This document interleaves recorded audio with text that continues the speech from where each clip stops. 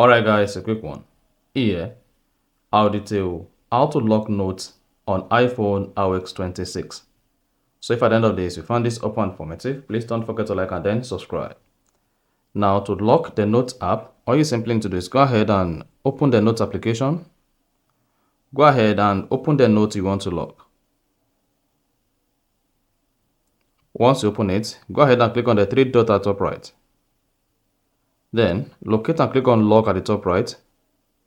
Now you should see switch to device passcode for your locked note.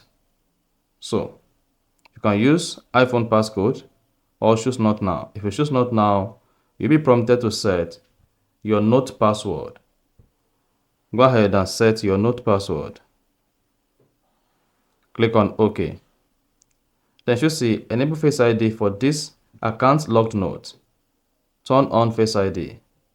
And then when next you want to access the locked note, you will be prompted to view the note using either the Face ID or your passcode.